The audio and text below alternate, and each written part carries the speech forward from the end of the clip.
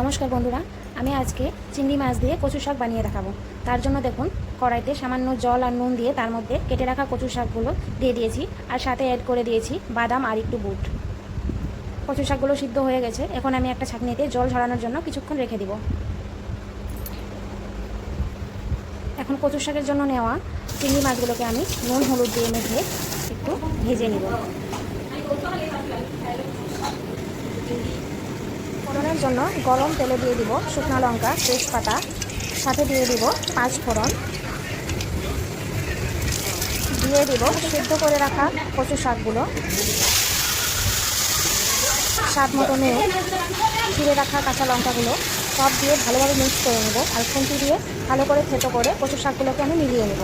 কিছুক্ষণের জন্য ঢাকনা দিয়ে ঢাকনাটা খুলে দিয়ে দিব হলুদ গুঁড়ো। হলুদটাকে সব শাকের সাথে ভালোভাবে মিলিয়ে নেব। অ্যাড করে দিব চিনি। আপনারাও অবশ্যই চিনিটা অ্যাড করে দেবেন।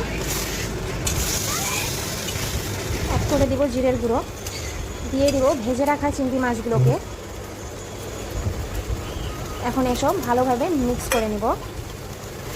আর আমি এখন হাই ফ্লেমে রেখে অনেকটা সময় নিয়ে কচু শাকটা রেখে নিব, যাতে করে কচু শাকে রয়ে যাওয়া একটা জল শুকিয়ে যায়। এভাবে আমি কিছুক্ষণ রেখে নিলাম।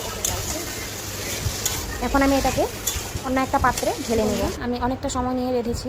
রাখার পর আমি দেখুন একটা বাটিতে ট্রান্সফার করে নিয়েছি। দেখুন কতটা সুন্দর হয়েছে দেখতে। আপনারাও এভাবেই কে কে ট্রাই করেছেন অবশ্যই জানিয়ে যাবেন। ভিডিওটা সম্পূর্ণ দেখার জন্য অনেক অনেক ধন্যবাদ। যাওয়ার আগে চ্যানেলটাকে অবশ্যই সাবস্ক্রাইব করবেন, আর ভিডিওতে অবশ্যই একটা লাইক আর কমেন্ট করে যাবেন।